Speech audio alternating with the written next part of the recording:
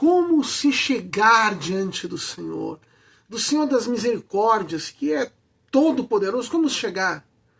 Mesmo quando nós somos virtuosos. Fazemos como o publicano, como o fariseu, que diz: Senhor, eu te agradeço porque eu tenho tudo de bom, eu faço isso, faço aquilo, ou como o publicano, que pede perdão, que bate no peito, que proclama necessitar de Deus. Vamos meditar juntos com Santo Afonso.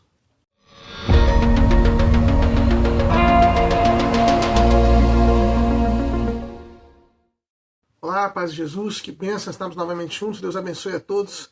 Eu sou Manuel Guimarães da comunidade Paz e Nós estamos aqui juntos para receber, crescer com os tesouros da igreja, sermos abençoados, agraciados, nos fortalecemos com aquilo que a igreja nos dá, né? Aquilo que os santos nos deram, nos ensinaram, nos deixam à disposição para o nosso crescimento.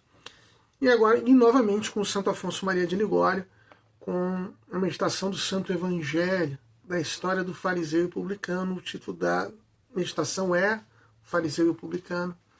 Ele sempre se baseia num versículo bíblico, e o versículo bíblico de hoje é Lucas 18:10. Subiram 2 homens ao templo para fazer oração, um fariseu e um outro publicano. Começa com um resuminho e diz assim: da parábola do evangelho de hoje, bem se conclui que se a virtude da humildade nos é necessária sempre em toda parte, ela é mais indispensável ainda na oração. E especialmente quando vamos à igreja, que é casa de oração. Quem não é humilde, não espere ser atendido, pois que o Senhor protesta, que se exalta, será humilhado. Lancemos um olhar sobre nós mesmos e, reprovando a altivez do fariseu, procuremos imitar sempre o procedimento tão humilde do publicano. Então, Santo Afonso vai começar a meditação propriamente dita. Eis aqui a bela parábola que Jesus propôs a uns que confiavam em si mesmos como se fossem justos e desprezavam os outros.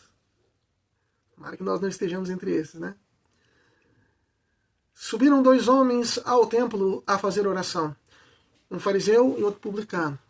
O fariseu em pé orava em seu interior dessa forma: graças te dou, meu Deus, porque não sou como os demais homens, que são os ladrões, os injustos, os adúlteros, nem como é esse publicano. Jejuo 2 vezes por semana, pago o dízimo de tudo que tenho. O publicano, ao contrário, posto já de longe, não ousava sequer levantar os olhos ao céu, mas batia no peito, dizendo: meu Deus, sê propício a mim, pecador. Digo-vos que esse voltou justificado para casa, e não o outro. Porque todo o que se exalta será humilhado, e todo o que se humilha será exaltado. Fortíssima essa parábola do Senhor Jesus, e verdadeira. Não adianta, é assim. Vamos seguir com Santo Afonso. Dessa parábola, meu irmão, pode-se deduzir que se a virtude da santa humildade nos é necessária sempre, em toda parte, ela nos é mais indispensável ainda quando dirigimos a Deus nossas orações, especialmente quando estamos na igreja, que é casa de oração. Quem não é humilde, não espere ser atendido, porquanto Deus não pode suportar aqueles orgulhosos que confiam em suas próprias forças e se julgam melhores que os outros. Por isso, como escreve São Tiago, resiste aos pedidos dos orgulhosos, não os ouve, não os defere, antes os rejeita. Muitas vezes as próprias ações daqueles orgulhosos, segundo a expressão do salmista, mudam-se em pecado. A sua oração se lhe impute a pecado. De fato, o Senhor Jesus, ele não está a justificar os pecados do publicano e não está a deixar de reconhecer a bondade das ações do fariseu. Jejuar é bom, fazer penitência é bom, pagar o dízimo é bom, seguir uma conduta boa e reta é bom. Mas quando nós estamos diante de Deus, nós precisamos reconhecer que essas coisas boas que nós temos advêm menos de méritos nossos do que da sua graça. Posso eu dizer que eu sou bom por minhas forças? Posso eu dizer que não foi a graça divina que me sustentou no jejum que eu fiz, na penitência, no dízimo que eu dei, na conduta correta que eu tive?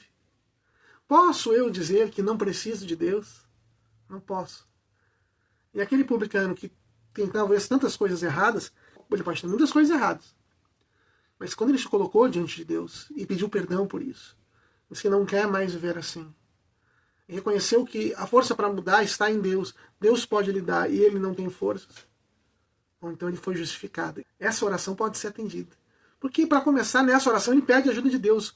O fariseu nada pede a Deus. Não, agradeço porque eu sou bom, eu sou forte. Temos que cuidar para que a nossa oração não exclua Deus dela. Não seja uma autoglorificação, mas um humilde reconhecimento da necessidade do Senhor. Segue Santo Afonso. Ao contrário, o Senhor não sabe desprezar um coração contrito e humilhado, ainda que no passado tenha sido grande pecador, para com esse liberal de suas graças. Era, por assim dizer, impossível deixar de atendê-lo, pois que, como se nos assegura o eclesiástico, a oração do humilde penetrará até as nuvens e não se consolará enquanto não chegar até o Altíssimo, e não se retirará até que o Senhor ponha nele os olhos. Numa palavra, assim conclui Santo Agostinho: quando alguém se humilha, Deus lhe vai ao encontro para o abraçar.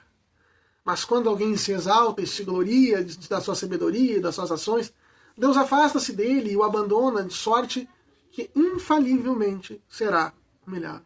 Eis, pois, meu irmão, o que tens de fazer. Se desejas que Deus atenda a teus pedidos, te perdoe as faltas cometidas e te faça sempre progredir mais no caminho da perfeição, ao passo que reprova o orgulho e a arrogância do fariseu, procure imitar a humildade do bom publicano, de quem fala a parábola do Evangelho. Vê como ele fica o mais possível longe do altar, reconhecendo-se dessa maneira indigno de estar na presença de Deus e na companhia dos homens de bem. O pejo que ele tem de seus pecados confunde-o a ponto de nem sequer se atrever a levantar os olhos ao céu. Finalmente, batendo no peito em sinal de arrependimento, repete incessantemente: meu Deus, tende pena de mim, pecador. Palavras estas que, em contraste com o fariseu, o fazem voltar para casa justificado. Por esse exemplo, deves modelar a tua oração, a fim de que seja aceita de Deus, com a única diferença, porém, de que, como o publicano, por temor reverencial, ficou longe do sagrado altar, assim ascendendo ao desejo de Jesus Cristo, te aproximes dele o mais possível, para receber a Santa Comunhão ou celebrar o sacrifício divino. Lembrado de tua indignidade, aproxima-te sempre, não só com amor, mas também com temor e tremor, admirando-te de como Deus se dignou a te admitir entre os convivas à sua mesa eucarística. Se admirando de que Deus nos receba na Santa Missa, na Sagrada Eucaristia. Um grande ato de misericórdia do Senhor. Quando tiveres recebido teu Senhor dentro de ti, humilha-te mais ainda na presença de sua majestade divina e dize com o mesmo publicano: ó Deus, sê propício a mim, pecador.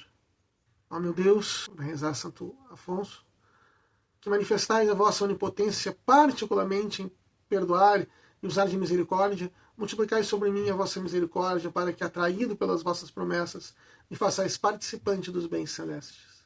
Fazei pelo amor de Maria Santíssima. Amém. Amém. Seja assim, o Senhor nos acolha na sua misericórdia. Nós sejamos santificados e perdoados dos nossos pecados, sempre reconhecendo a necessidade do Senhor. Edificados e sejamos impulsionados a nos aproximarmos dele, graças a esse perdão. Lembrando que somos sempre pecadores, sempre injustos, sempre indignos diante dele. Mas ele nos quer acolher, nos quer uma vida nova, quer que nós abandonemos o pecado, mas nos quer junto dele. Amém? Se você gostou, curta, compartilhe, divulgue, se inscreva no canal e conheça as nossas séries todas, aqui os Tesouros da Igreja, em busca do verdadeiro bem. Quais são os elementos que nós temos que ter sempre para chegar ao verdadeiro bem e o que nós temos que rejeitar. Os desafios para o cristão no século XXI. As aparições marianas, a urgência da mensagem de Nossa Senhora em Fátima. Deus abençoe a todos. Até a próxima. E vamos juntos.